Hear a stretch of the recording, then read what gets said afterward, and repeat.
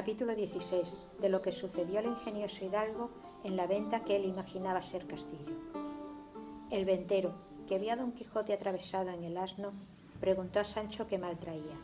Sancho le respondió que no era nada, sino que había dado una caída de una peña abajo y que venía algo brumadas las costillas.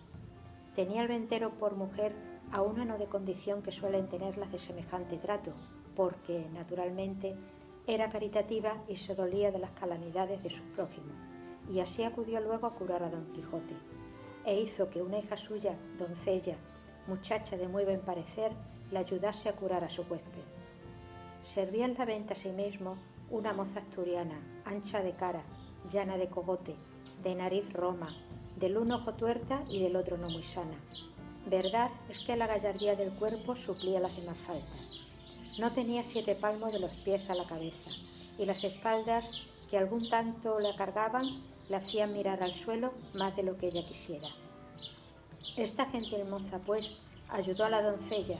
y las dos hicieron una muy mala cama a Don Quijote, en un camaranchón que en otros tiempos daba manifiestos indicios que había servido de pajar muchos años, en el cual también se alojaba un arriero, que tenía su cama hecha un poco más allá de la de nuestro Don Quijote, y aunque era de las enjalmas y mantas de sus machos, hacía mucha ventaja a la de Don Quijote, que sólo contenía 4 más lisas tablas sobre 2 no muy iguales bancos, y un colchón que en lo sutil parecía colcha, lleno de bodoques que, a no mostrar que eran de lana por algunas de sus roturas, al tiento en la dureza semejaban de guijarro, y 2 sábanas hechas de cuero de adarga, y una frazada cuyos hilos, si se quisieran contar, no se perdiera uno solo, de la cuenta. En esta maldita cama se acostó Don Quijote, y luego la ventera y su hija lo emplastaron de arriba abajo, alumbrándoles Maritornes, que así se llamaba la asturiana, y como Albizmalle viese la ventera tan acardenalado a partes a Don Quijote, dijo que aquello más parecían golpes que caída. No fueron golpes, dijo Sancho, sino que la peña tenía muchos picos y tropezones, y que cada uno había hecho su cardenal. Y también le dijo: haga vuestra merced, señora, de manera que queden algunas estopas, que no faltará quien las haya menester, que también me duelen a mí un poco los lomos. De esa manera, respondió la ventera, también debisteis vos de caer. No caí, dijo Sancho, sino que del sobresalto que tomé de ver caer a mi amo, de tal manera me duele a mí el cuerpo, que me parece que me han dado 1000 palos. Bien podrá ser eso, dijo la doncella, que a mí me ha acontecido muchas veces soñar que caía de una torre abajo y que nunca acababa de llegar al suelo, y cuando despertaba del sueño, hallarme tan molida y quebrantada como si verdaderamente hubiera caído. Ahí está el toque, señora, respondió Sancho Panza, que yo, sin soñar nada, sino estando más despierto que ahora estoy, me hallo con pocos menos cardenales que mi señor Don Quijote. ¿Cómo se llama este caballero?, preguntó la asturiana Maritornes. Don Quijote de la Mancha, respondió Sancho Panza, y es caballero aventurero, y de los mejores y más fuertes que de luengos tiempos acá se han visto en el mundo. ¿Que es caballero aventurero?, replicó la moza. ¿Tan nueva sois en el mundo que no lo sabéis vos?, respondió Sancho Panza. Pues sabed, hermana mía, que caballero aventurero es una cosa que en 2 palabras se ve apaleado y emperador. Hoy está la más desdichada criatura del mundo y la más menesterosa, y mañana tendrá 2 o 3 coronas de reinos que dar a su escudero. Pues, ¿cómo vos, siendo de este tan buen señor, dijo la ventera, no tenéis a lo que parece siquiera algún condado? Aún es temprano, respondió Sancho, porque no ha sino un mes que andamos buscando las aventuras y hasta ahora no hemos topado con ninguna que lo sea. Y tal vez hay que se busca una cosa y se halla otra. Verdad es que, si mi señor Don Quijote sana de esta herida o caída, y yo no quedo con trecho de ella, no trocaría mis esperanzas con el mejor título de España. Todas estas pláticas estaba escuchando muy atento Don Quijote, y sentándose en el lecho como pudo, tomando de la mano a la ventera, le dijo: creedme, fermosa señora, que os podéis llamar venturosa por haber alojado en este vuestro castillo a mi persona, que es tal que si yo no la alabo es por lo que suele decirse que la alabanza propia envilece. pero mi escudero os dirá quién soy. Solo os digo que tendré eternamente escrito en mi memoria el servicio que me habéis fecho, para agradeceroslo mientras la vida me durare, y plugiera a los altos cielos que el amor no me tuviera tan rendido y tan sujeto a sus leyes, y los ojos de aquella hermosa ingrata que digo entre mis dientes, que los de esta fermosa doncella fueran señores de mi libertad. Confusas estaban la ventera y su hija y la buena de Maritornes, oyendo las razones del andante caballero, que si las entendían como si hablara en griego, aunque bien alcanzaron que todas se encaminaban a ofrecimiento y requiebros, y como no usadas a semejante lenguaje, mirábanle y admirábanse, y parecíales otro hombre de los que se usaban, y agradeciéronle con venteriles razones sus ofrecimientos, le dejaron, y la asturiana Maritornes curó a Sancho, que no menos lo había menester que su amo. Había el arriero concertado con ella que aquella noche se refocilarían juntos, y ella le había dado su palabra de que en estando sosegados los huéspedes y durmiendo sus amos, le iría a buscar y satisfacerle el gusto en cuanto le mandase.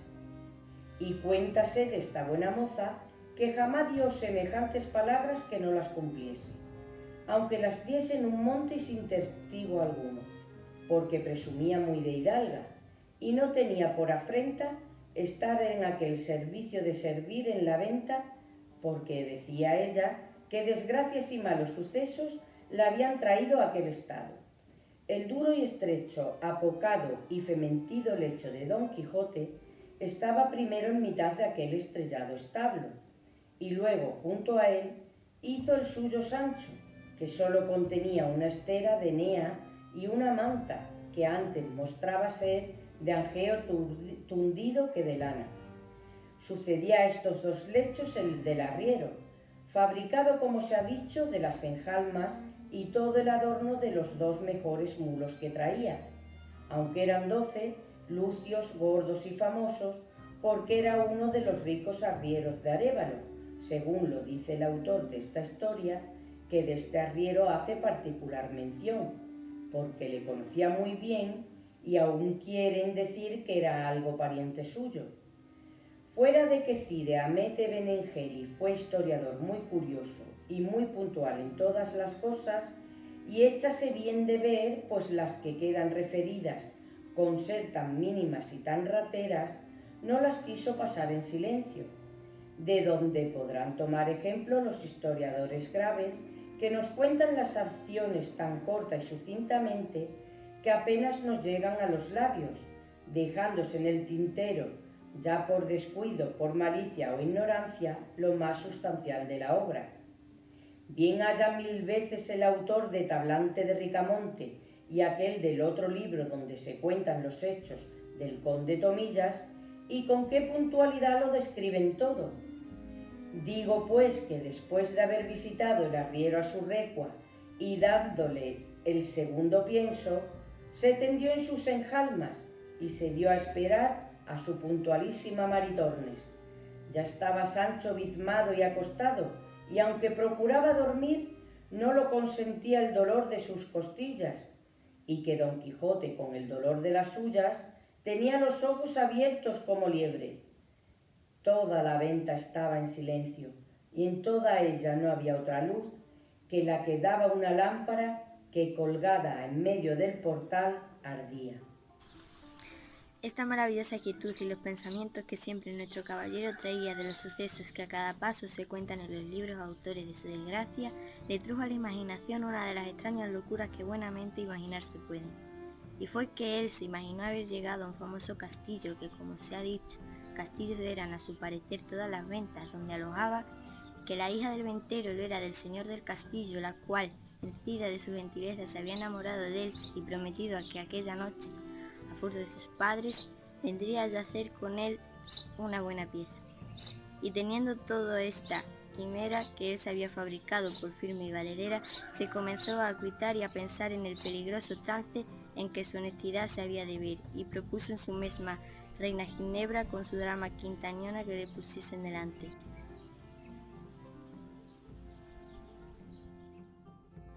Pensando pues en estos disparates, se llegó el tiempo y la hora, que para él fue menguada, de la venida de la asturiana, la cual, en camisa y descalza, cogidos los cabellos en una albanega de fustán con tacitos y atentados pasos, entró en el aposento donde los tres alojaban, en busca del arriero. Pero apenas llegó a la puerta cuando Don Quijote la sintió, y sentándose en la cama, a pesar de sus bismas y con dolor de sus costillas, tendió los brazos para recibir a su hermosa doncella. La asturiana, que, toda recogida y callando, iba con las manos delante buscando a su querido, topó con los brazos de Don Quijote, el cual la asió fuertemente de una muñeca y tirándola hacia sí, sin que ella osase hablar palabra, la hizo sentar sobre la cama. Téntole luego la camisa, y aunque ella era de arpillera, a él le pareció ser de finísimo y delgado cendal. Traía en las muñecas unas cuentas de vidrio, pero a él le dieron vislumbre de preciosas perlas orientales. Los cabellos que en alguna manera tiraban a crines, él los marcó por hebras de lucidísimo oro de Arabia, cuyo resplandor al del mismo sol escurecía. Y el aliento, que sin duda alguna olía a ensalada fiambre y trasnochada, a él le pareció que arrojaba de su boca un olor suave y aromático. Y finalmente él la pintó en su imaginación de la misma traza y modo que la había leído en su libro de la otra princesa que vino a ver el mar fingido caballero, vencida de sus amores, con todos los adornos que aquí iban puestos.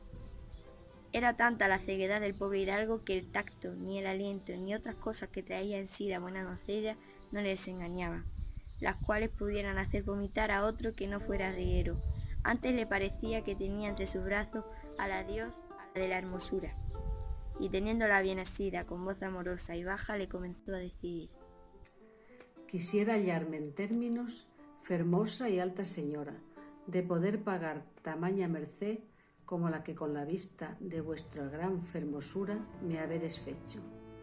Pero ha querido la fortuna, que no se cansa de perseguir a los buenos, ponerme en este lecho, donde yago tan molido y quebrantado, que aunque de mi voluntad quisiera satisfacer a la vuestra, fuera imposible.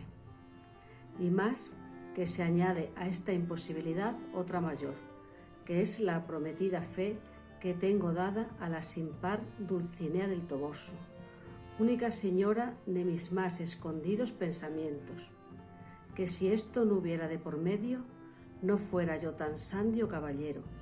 que dejara pasar en blanco la venturosa ocasión en que vuestra gran bondad me ha puesto. Maritormes estaba congojadísima y trasudando de verse tan asida de Don Quijote, y sin entender ni estar atenta a las razones que le decía, procuraba sin hablar palabra desasirse.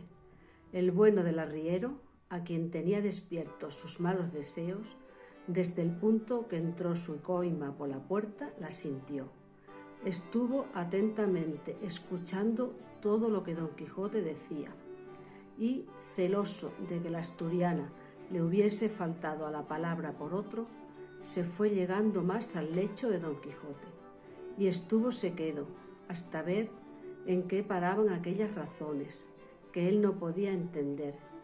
Pero como vio que la moza forcejaba por desasirse y Don Quijote trataba por tenella, parecióle mal la burla. Enarboló el brazo en alto y descargó tan terrible puñada sobre las estrechas quijadas del enamorado caballero